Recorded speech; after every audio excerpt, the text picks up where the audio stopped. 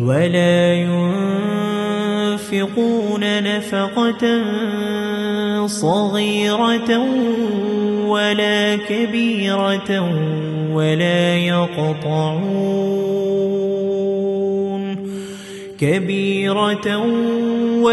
يقطعون واديا إلا كتب لهم ليجزيهم الله أحسن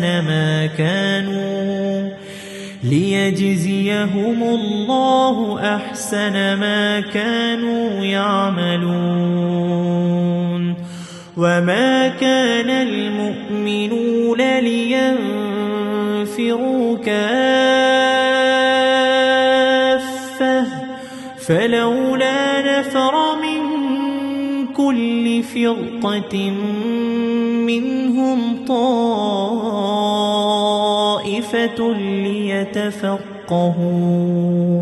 طائفة ليتفقهوا في الدين ولينذروا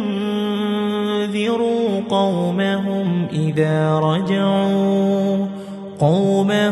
إذا رجعوا إليهم لعلهم يحذرون.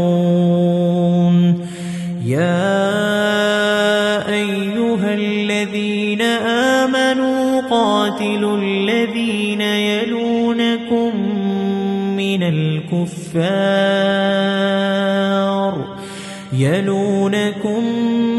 من الكفار وليجدوا فيكم غلظة واعلموا أن الله مع المتقين.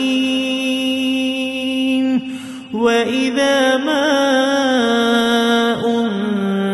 أنزلت سورة فمنهم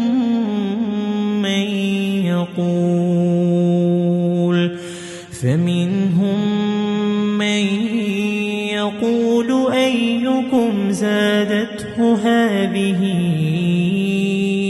إيمانا فأما الذين آمنوا فزادتهم إيمانا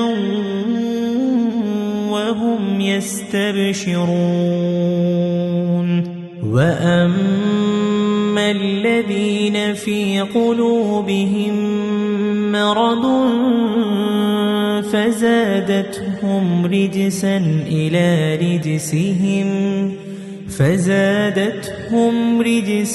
إلى رجسهم وماتوا وهم كافرون.